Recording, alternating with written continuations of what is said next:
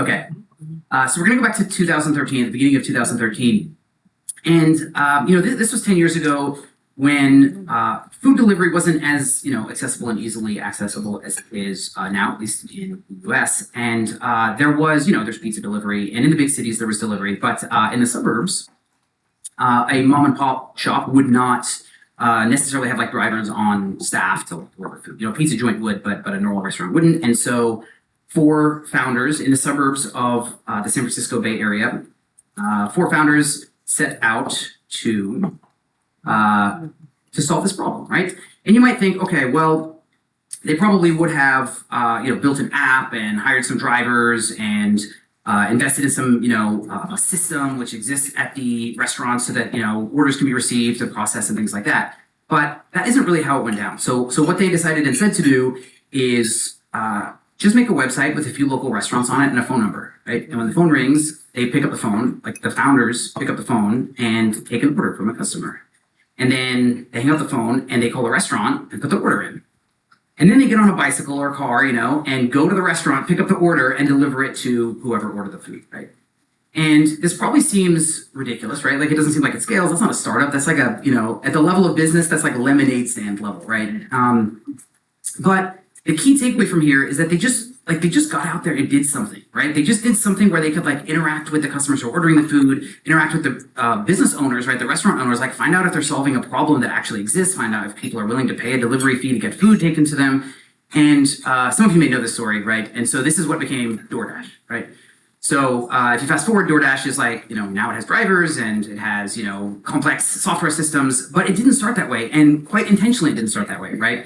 Now, I guess the anecdotal fun thing is that the founders still do that. Like once in a while, they go and actually deliver food. So if you order from DoorDash, like a founder might show up at your door if you're in the Bay Area. But I want to contrast that with another story. So I want to look at a different example. And so this is also sort of in the food space and again in the Bay Area.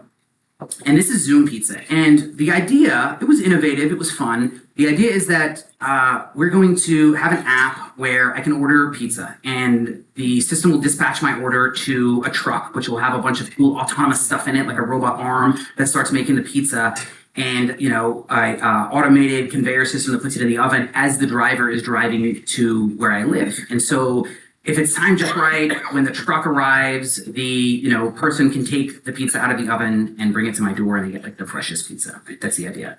And so that's a little more complex, right? So they raised some money and, $6 million, right? Like it's a sizable seed round.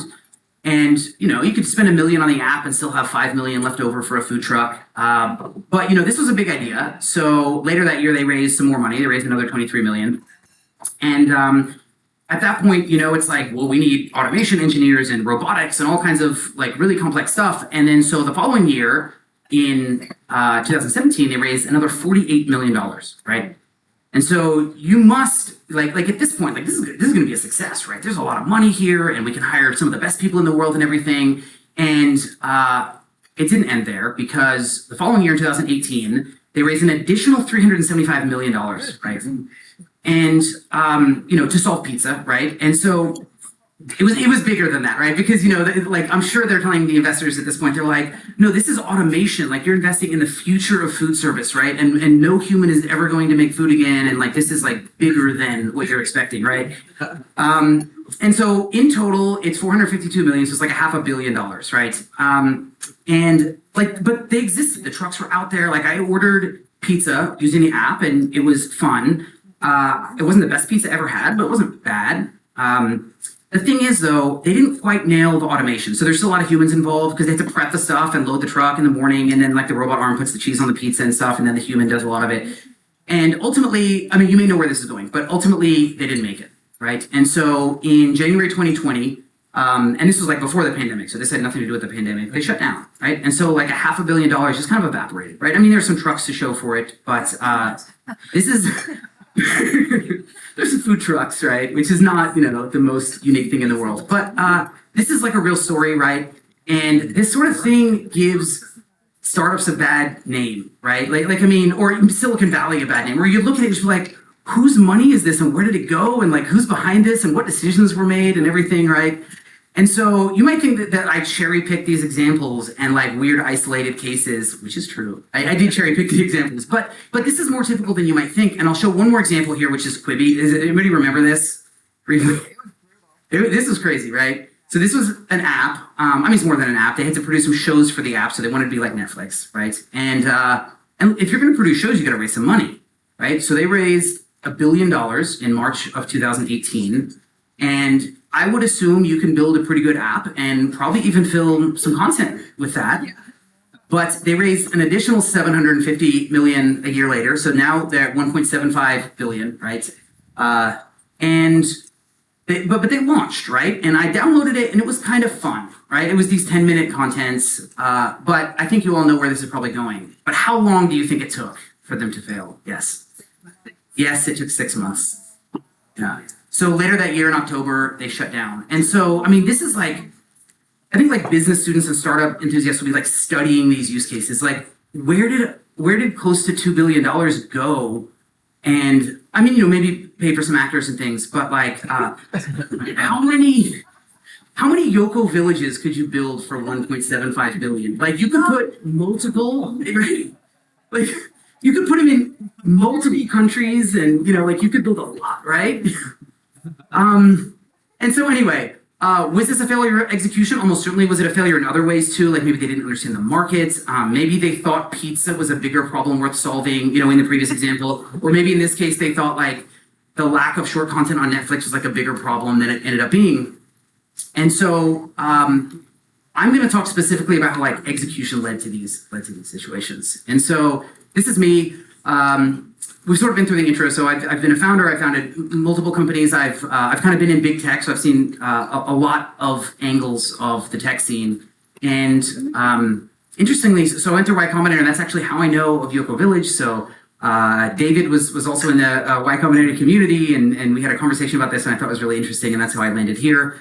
And also sort of anecdotally, so when I was at Facebook over a decade ago, when I started at Facebook, I joined the team that the DoorDash founder had previously interned at that team, right? So he had just left right when I joined. And so I was talking to my manager, and he's like, yeah, so like this intern from Stanford that was like at that desk right there, right before you joined, he just founded this like $1 billion company, this huge company. And he's like, actually, if I remember right, the story, he didn't even get the offer. So he did the internship at Facebook, but then they didn't give him the offer to like go full time. And he's like, well, I'm going to like go start something cool. And as these stories go, right? And so like everybody's kind of scratching their head and like, how does a 19-year-old college student go from interning to building this? And I think there's probably a lot of answers to that. But I think what's really kind of cool about it is like, that's the dream, right? Like people want to go and do something scrappy and like, build a product and like solve a problem in the world. And sometimes you win. Sometimes it happens.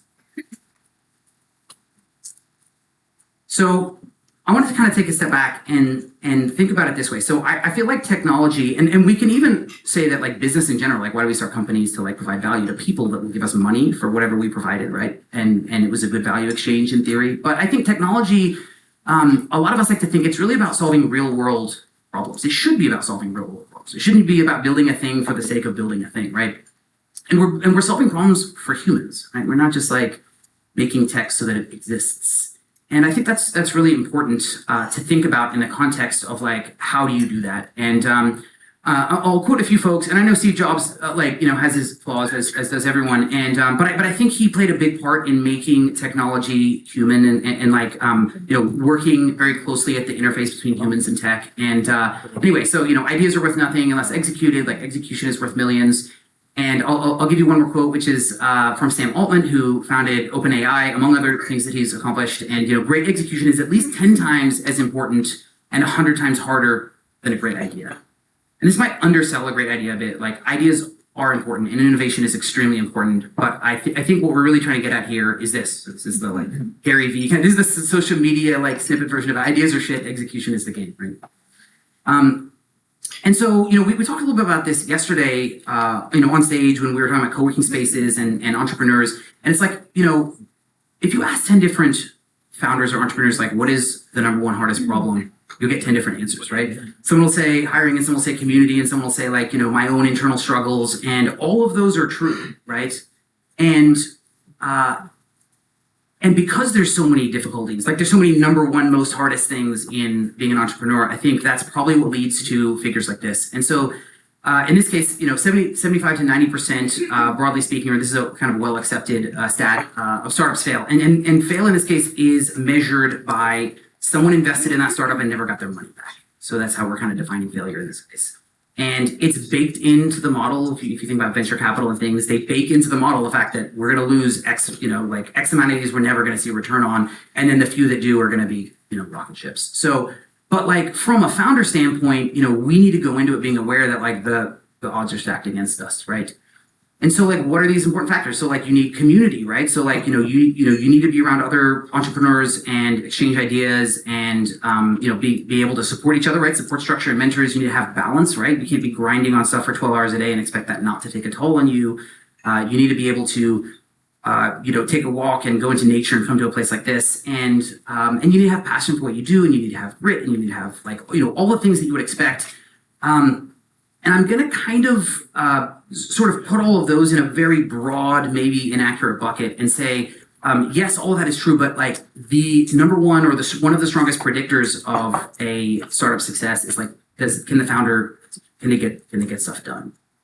And it isn't as easy as it sounds, right? And so we'll dive into kind of what does it mean? Like, what does that even mean? Just like get stuff done. It's like, okay, thanks for the advice. Like, I guess I'll open my email and do something, But I want to dive into like what it actually means. And so it really has a different meaning based on what stage your company is in, right? Like being a CEO of a Fortune 500 company has a completely different meaning to execute than what you or me would be doing, because there's a lot of entrepreneurs in this room, and like we know some of the struggles, and it's quite different. And so broadly speaking, at least in the startup world, we kind of break companies up into these three stages, right? And so product market fit. So PMF is a term we use in the industry. And what product market fit means is like, are you building something, like have you validated that what you're building is solving a problem and that customers or consumers or businesses are going to pay you for it? Like they actually need it enough to give you money for this thing, this solution. Even if it's a service or a physical building or a community, like have you built something that the world needs or wants and will pay for?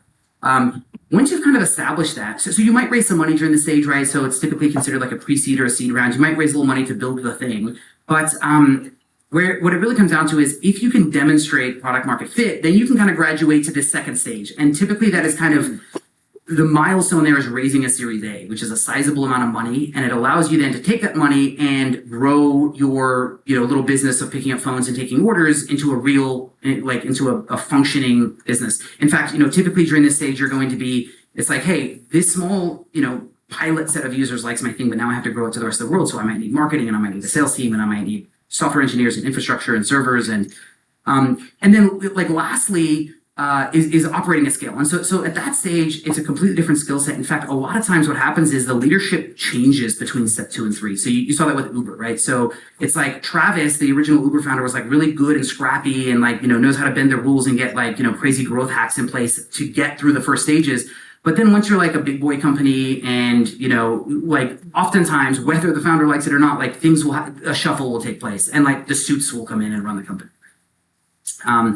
And so we're mostly going to focus on the first stage, because I think that's probably where a lot of us are. It's like we have an idea, or we've innovated on something, or we've built something, and we believe the world wants it. We believe we're solving a worthwhile problem. We have passion for it, but we kind of need to prove it. We need to get it into the hands of people and users and customers and show that it is providing value. And I'll add to it that the other important thing about this first stage is that like most companies don't make it past that first stage. Like most ventures don't get that far. And I'll show you a chart for that. So this is measured by folks who have raised either a seed or pre-seed. Only about 1 in 3 ever get to raise that Series A, which is a loose proxy for having found product market fit, right? So in fact, these numbers might be a little generous, because this wouldn't be counting the people who never did raise that pre-seed or seed. So people who just bootstrapped it or did it out of their own pocket wouldn't be counted in this chart either. So yeah, the odds are kind of stacked against us as entrepreneurs. Now, this is in the tech sector, which probably is skewed by some of the stories that, the wild stories. But I think in general, even if you were starting a restaurant, right, it's like more than 50% kind of don't make it long term, right? Okay, so we're going to talk about the early stage startup or company. And like, what do you have to do as a founder? You gotta build the thing that you are trying to produce for the world. Even if it's a service, you gotta build a business around that. You have to do sales because you don't have a sales team. You might have a co-founder you can split some responsibilities with, but then you have to talk to your users. You absolutely should be talking to your users to make sure that you're not just like hoping that you're building a thing that they want, but you are. And you got to pitch some investors probably. You have to recruit some folks. You have to do all the mundane stuff like just operating a company. And on top of all that, you have to actually have a vision and like turn that vision into something, right? Because I mean, otherwise you're just grinding and spinning your wheels, right? So these are like the things you have to do as a founder, and like how are we supposed to execute on all of that stuff, right? Like what is the path forward, right? Like how do we even? I don't have a secret answer, but like we're gonna dive into that, like how do we do all that? So one approach is to focus on things that actually move the needle, things that actually make impact towards your goal, right? And so, figure out what your goals are and focus your effort there because you can't focus your effort everywhere. And so I'm going to use a story. And so this is from back when I lived in Thailand, in Chiang Mai. There was a guy, and he's now pretty well known in the sort of indie hacker, solopreneur community. But back then, he was a guy who says, I'm going to launch 12 startups in 12 months. And it's kind of crazy. It's kind of bombastic. And it's like, how are we going to do it? And what does even startup mean in this context? Because you're not going out and raising funds. You're just like hacking on a side project and doing something fun. And had some cool ideas, had some crazy ideas. This is him. This is Peter. And I think he only got to month 7 before one like took off. Like it really got legs. And the one that took off was called Nomad List. Has anybody heard of this one? It's like, it's a thing, right? And so it's particularly for people who like to travel and digital nomads. And what it was just kind of a database of places that you could live. And you could filter and search. So you could say, I want something around this cost of living. It's LGBTQ friendly. It, is near the beach for surfing or, various criteria. And it would say, oh, okay, cool. You want to go to this, like this would be a good candidate for you. And then, it was crowdsourced and people could add reviews and everything. It was cool, right? And it was a fun sort of like hack together project. He didn't go raise a bunch of money. That's not his MO. He's not like, Silicon Valley startup founder guy. He's like, I'll hack on this thing. And so why am I telling you this? So I had the opportunity when I lived in Chiang Mai to like sit down with this person and just kind of like, see how they kind of think and what they're working on and, what kind of crazy ideas come up. And then I followed this person's journey. I followed Peter's journey over the years. And one interesting anecdote in terms of just like executing is that like, so when you have a site like what we just saw, somebody's going to want to advertise on there, right? Because they want to get their message in front of digital nomads, right?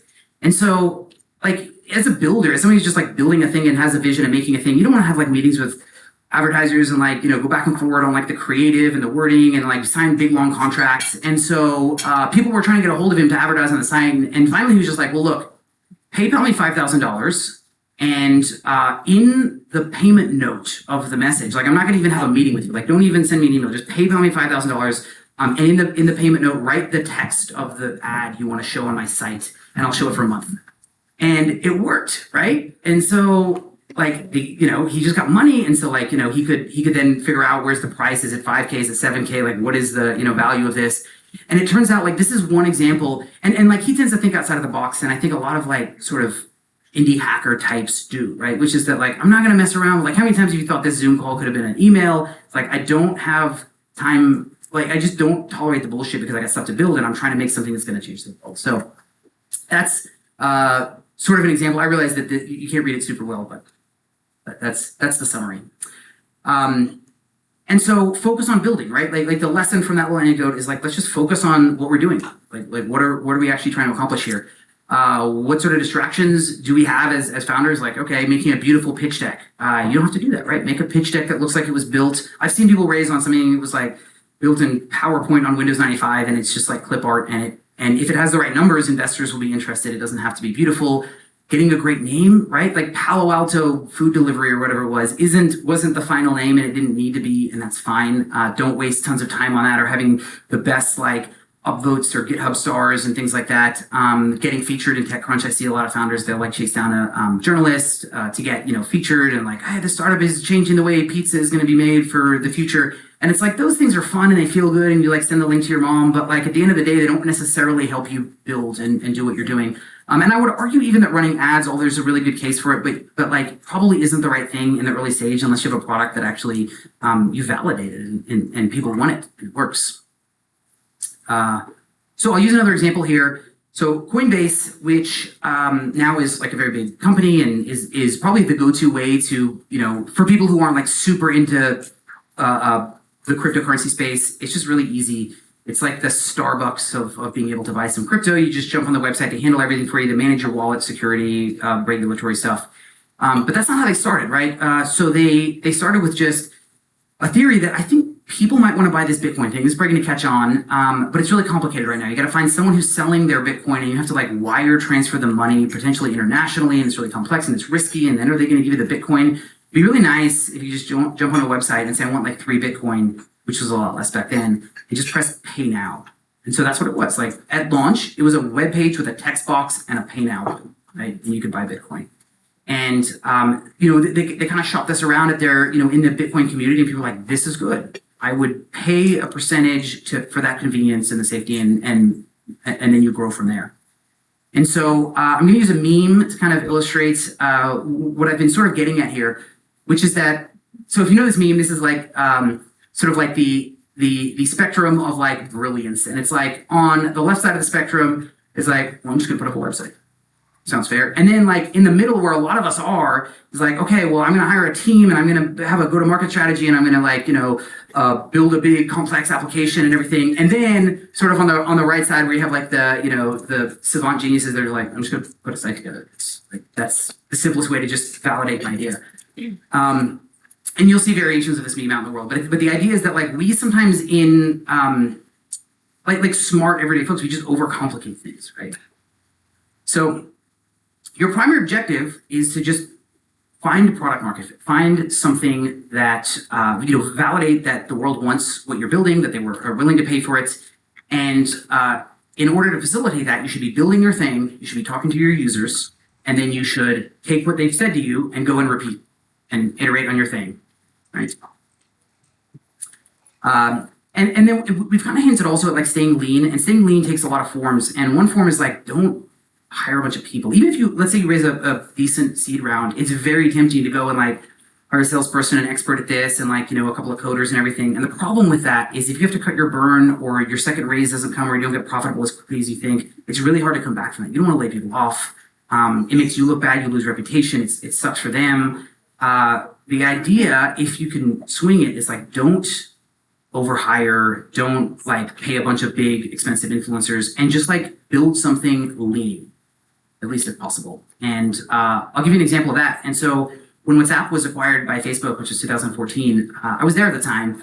And it was really interesting because, obviously nobody knows it's coming until it's announced. And back then we used to have Q&A every Friday with Zuck. It was a much smaller company. So you could like sit in a room and like raise your hand and ask Mark a question. And so people were like, what on earth are you doing? Like, why are you buying this company? And like, it was a level of dialogue that nowadays you get the more like polished, like media version of things. But it was interesting because WhatsApp was like a phenomenally sort of like, it's a case study in certain ways as a company, right? So they were 50 people. I think 18 of them were software engineers and the rest were, like quality assurance and, like just your average, like whatever you need to have operations and, leadership and managers. And so it's like a 50-person company that was serving at that time 600 million users. And to put that in perspective, at that time, Yahoo had roughly the same amount of users and had 12,000 employees, right? And Facebook paid $19 billion for it, which is like blew everyone's mind. I think it was like the biggest acquisition in tech at that time, right? And it, I don't know how that shook out. Like, was it a good investment? Was it a bad investment? Like, WhatsApp is doing great. I don't know if it's a gold mine for them, but it seems, I think it's generally understood in the community that it was a good purchase, even though it seemed wild at the time. It seemed crazy, right? But the takeaway from this is that WhatsApp was not just lean in terms of people. It was like, as the engineers kind of came over and got integrated and we were having these conversations and, we're like looking into it, it was one of the most well-built kind of lean systems. They just, like, it was incredibly resilient. It very rarely, if ever, went down at that time. They just kind of did a lot with a few. So if you're going to hire, it makes sense to just like be very cautious and slow about it and hire people who can do a lot, wear a lot of hats, do a lot of things, and produce things that scale. And so I guess that brings us to big tech, right? So being in big tech, and this can be a misnomer because when you're raising money and stuff, people are like, well, have you graduated from Stanford, or have you worked at Apple or Amazon or Google? And like, these are the indicators we're looking for to decide if you're a good startup founder. And it's nonsense, right? Because big tech does not at all prepare you to be a good entrepreneur or founder. In fact, it's almost kind of the opposite, right? because you're at a big company where they can spend money and manpower, people power. They can put product designers in a room to like think about and dream up the next product for months, and then they can spend months building it, and then they can launch it and like immediately get traction like Threads, right? Because they just like have that existing user base, and none of those rules apply to us as entrepreneurs, right? So like being at big companies, being at McKinsey, like even having business degrees from these schools doesn't necessarily prepare you for what you're in for. And then on top of that, like reading the successes of others, right? Like we looked at a lot of successes like Coinbase and these companies, and it's like, if you read the headlines and you were reading, TechCrunch or Business Insider, and you read these, you'd be like, okay, I'm learning from the successes. And that isn't, that can skew your view on how to be a founder and how to execute. And I'll use a illustration. Is anybody familiar with this like somewhat famous illustration? I'll explain it, which is that there's this thing called survivorship bias, which probably gave it away. I should have said that at the end. So what this is in World War II, the Allies were like their planes were coming back damaged, and they wanted to fly them again, but there's a lot of repairs that needed to happen. And so they're like, what can we do to like reinforce these aircraft? And so they made these like charts and like figured out where the damage is from the artillery and everything, and figure out, okay, we're going to reinforce where the red dots are, right? So the fallacy here is that these are the planes that came back, that made it back. And so a Hungarian mathematician came and said, I don't think y'all are doing this right. So the parts without any red dots are probably the planes that went down, that never made it back. But we should reinforce those areas.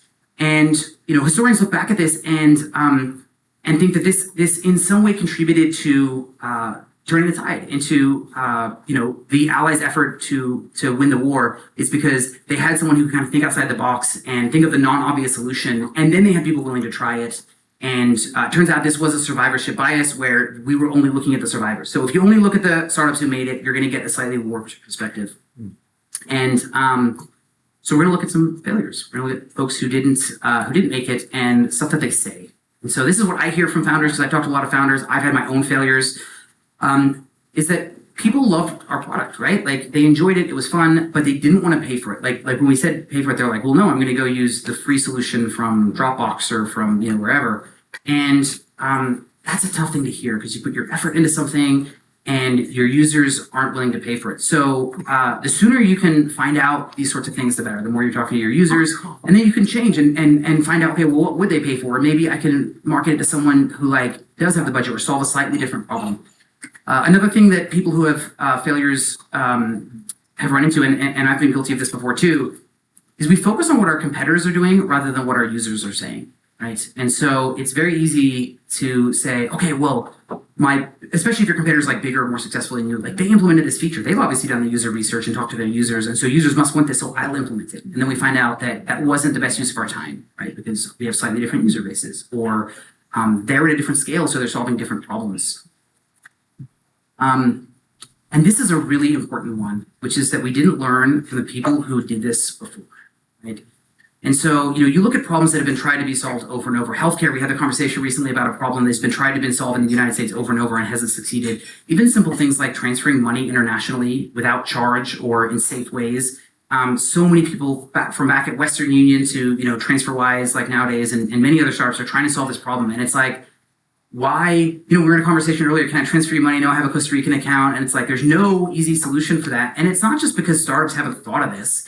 And so I can guarantee you that, like, as we're talking, some startup is applying to a startup accelerator or pitching right now on solving this, like solving the problem that we're talking about. And I hope they do. But like at the end of the day, you need to look at the landscape. Like, why did the people before me not solve this? Like, is it regulatory? Is it an almost impossible problem? Is everybody just having the mindset that I'll sprinkle software on this and we can solve problems in the world? And that mindset can be like really misleading.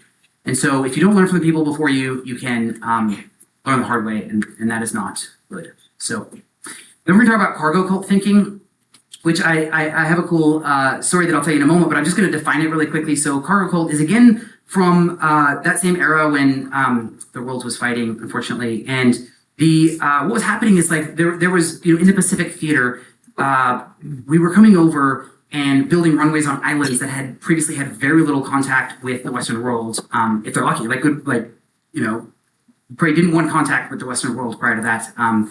But so they hadn't seen some of this stuff, and like roads were being built, tarmacs were being built, or what do you call it, airstrips, and then like magic was falling from the sky, like cargo and supplies and aircraft were like these magic machines were landing and all this stuff was happening, and they're like watching this in awe as you would, right? And then like after the war was over, like they all just picked up and left, and the airstrip is left there. And so a lot of things like this happening in like Micronesia and Polynesia and some of these places that, like I said, didn't have a lot of contact before that. And so anyway, to make a long story short, they wanted the magic cargo to fall from the sky again, right? To parachute in the supplies and the food and everything. And so they tried to replicate. They were like, well, we saw a bunch of people waving weird sticks and wearing these headphones, and we can build that. And so they use local materials to try to build this. As you would, it would kind of make sense. Like we're seeing what we're looking, we witnessed what worked before, we're going to do it again. But of course, like no magic supplies fell from the sky.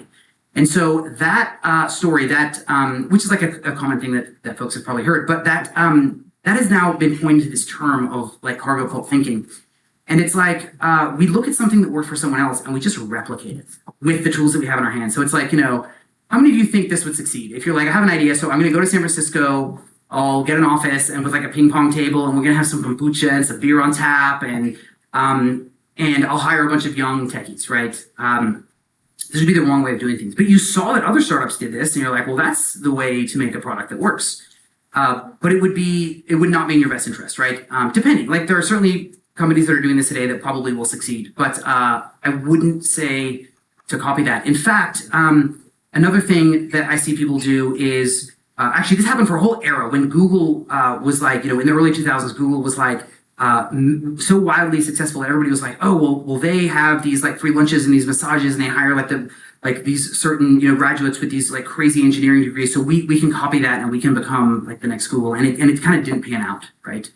But you also see it in a different way where it's like, okay, Uber works in the US. I'm going to do Uber for this other type of delivery, or in this other region, or in this other demographic, or, I saw folks who are like, okay, Uber works for grown-ups. I'm going to do that for childcare, for getting your kids back and forth to school, or I'm going to do it for, pets, or I'm going to do it for what have you. And it's like, investors kind of like that. They're like, oh, well, this is a proven methodology. I'll invest in that. And you're a smart person. You can probably make it happen. But more often than not, it's like you don't, you may not understand the region or the area of the industry that you're working in. So you can't just blindly cargo cult what someone else is doing. And so I'm going to wrap this up here. And this sort of a thought experiment, which is like, why, after everything we've learned, why would I even want to be an entrepreneur? Or why did I choose to be an entrepreneur? Like, the healthcare is worse, and sometimes the pay is worse, right? Like, go back to my, 9 to 5. And look, some people, like, they have their own reasons for not wanting to be in the 9 to 5, which is super legit. I'm one of those people. And, but ultimately, I think that from everyone I've talked to, from people who here and elsewhere that like want to affect change in the world, and they want to build something the world needs, and that is going to make lives better, they do it for that reason, right? They have a passion, they have a vision, and we want to do that. Like as a society and as individuals, we want to build something that the world needs. And if we do it right, if we have the passion, if we have the grit, and we have the community, and we have and we can manage the levels of stress that are going to come with that, then we're going to do it. And some of us in the room are absolutely going to do it. And I think that the better we learn from the folks who didn't make it and the folks who did, and the better we can execute, then we will build something that the world needs. So you have to execute. Thanks very much. Appreciate it.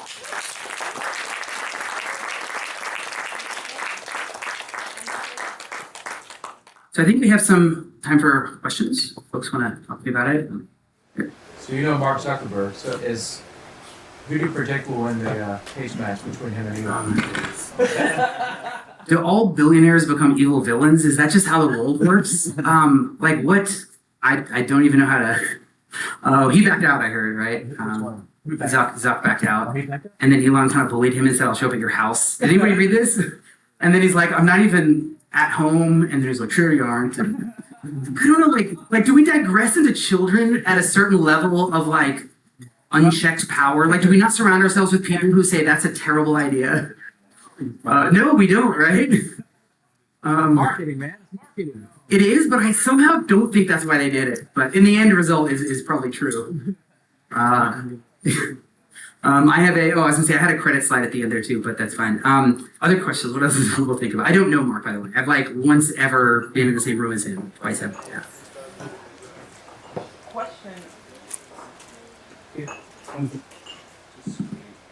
Question on the different phases of growth for companies.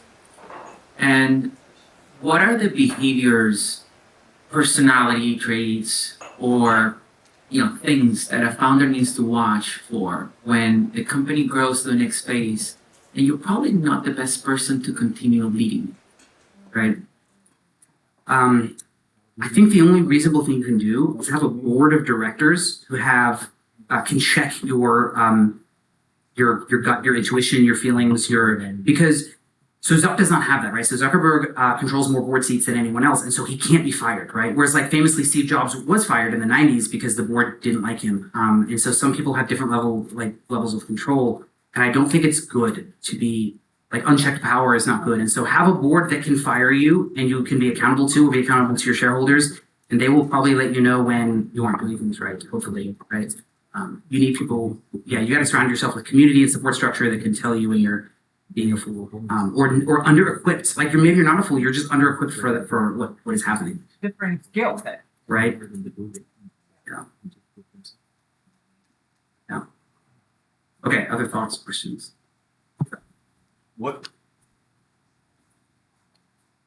What's the other side of the cargo cult bias? So, and could you explain that more? Because I'm not quite fully understanding. Like, so one, like, what is the lesson of that? And two, how do you really apply that to make better decisions? Okay, so let's start with like what it is, and I might have not done the best job of explaining it because I only have like one slide with no words on it. But so the idea is that like maybe the best way to think of it is like this: you're going about your day, doing your thing on a Pacific island, and like magical flying machines drop out of the sky, and all this cargo happens, and you don't know why. So I'm that's sorry. not what you mean. Yeah, I kind of blended Okay. the two questions together. So what I mean is the survivor one. So explaining the survivor. Survivorship bias. Right. Sorry. So looking at what worked, looking at what didn't work, it seemed like they made the right decision, but they didn't. So can you explain the logic of the Hungarian mathematician? Okay. Right. That's Got it. I'm with you now. thanks. Okay. Yeah, we had like I'm not a super like hardcore World War II buff or anything. I just happen to have two World War II analogies in this deck, which seem relevant. But okay, so in that particular case, the idea is that if you only look at the ones who survived, you're going to get their stories, what worked for them, but you're going to miss a whole other aspect, which is mistakes that they didn't even try or attempt that might have failed, right? And so when you look at folks who failed, you're going to see. Like you're going to hear a lot from founders who are like, I feel like I did everything right. I like by the book. I didn't overspend. I had runway. Okay, a great example of that actually is Clubhouse. Does anybody remember the audio app Clubhouse? They did everything right. They didn't in the beginning. They had like 4 employees. They just like launched the most minimal app you could think of. It was like ugly. It was like, and they'd been multiple time founders. They knew the lessons, and ultimately they failed. And there's like ongoing debate about why they didn't make it, and I don't have a conclusive answer for that, but I think there's market forces and there's like monetization issues and influencer issues, but like ultimately it's important to look at folks like that and say, well, why did they fail? And these will be case studies, right? People will study these and say, why did the most promising startup of the pandemic kind of fail? It happened with a few others during the pandemic too, and so I don't know if that answers the questions, but like I feel like it's important to look at so in the literal analogy sense, whenever the planes were like whenever they patched the areas that they that the surviving planes weren't getting hit in, they were realizing that the downed planes were getting hit in those spots, right? That might have already made sense, but yeah. So it was like the engine, right? It's like the ones that came back didn't have bullet holes in the actual engine, or whatever. Like I guess back then it was like a piston motor, right? Like you didn't have bullet holes in there, so we're not going to add armor to that. We'll say because the ones that did went down, right? So. You thinking critically is maybe another takeaway from that. Is that you got to think, check your assumptions. I'll put it that way. My assumption was that I patched where I saw bullet holes, and it probably did help to make the ones that did come back like reflyable again. But it was a way bigger gain to do the counterintuitive thing to check your assumptions, right? Okay. Other questions or thoughts? Is there any particular systematic ways that you? Thank you. Are there any systematic ways that you recommend on actually executing in the sense of like software is available, techniques? Yeah. I have a huge trouble with executing. Yeah, and part of why this is such a passion topic for me is that I have struggled, like I've absolutely struggled with that, and I have my own set of failures that I like attribute to this as well. And so I think, looking back, I think that okay, so in the software sense, because you said like in software, right? So in the software sense, I don't mean in the software sorry. industry. I don't mean in the like, is software there a industry. software that can Or I mean, yeah, I mean, how do you go about planning for execution? right? So, like, on one of the slides we talked about like having a mentor and a support structure. That is really important, right? Because if you're spinning your wheels on a problem that just doesn't need to be solved, and maybe it's your co-founder, maybe it's one of your investors. A lot of people actually choose early investors as someone who has experience in the industry that they're working in. So if you're working in healthcare, you have an investor that understands healthcare because you may not, right? And so go and talk to your investors, your advisors, your support structure, your mentors, and you're like, hey, look, I'm grinding on this thing and I just can't crack this nut, or it doesn't. And they're like, well, don't do it. Like, do this other thing where you're just going to get a higher yield. Like, that doesn't need to be done right now. Is like one example, but because there's just so much, right? Is there certain personnel or someone that you could help hire that you could hire? That is there such thing as hiring people that can execute? I would twist the question around a little bit and say when choosing a co-founder, so the answer is probably yes, right? But like when I think about like an early stage startup, it actually makes a lot of sense to have a co-founder that has a diverse set of skills. Because like, the phrase where people are like, I get on LinkedIn all the time. Hi, I've added you on LinkedIn because I want to build my network with like-minded people. And I'm like, why? Like, build your network with people who are not like-minded, right? Exactly. I mean, like, that's a silly example because that was a copy paste that they probably didn't even think through. But like, have a co-founder that is not like-minded, right? That has the opposite strengths that you do. Exactly. I definitely need someone. I've got all the ideas. I just need someone to execute. Right. Say again with traction. Traction. Okay. Right. Two individuals, you want to make sure, if you're a visionary CEO, Right. then you want to make sure that you have an implementer, someone who's Exactly. in the trenches and loves it and thrives in it. And Oh, traction. yeah, it's a good Okay. Oh, thanks everyone. All right.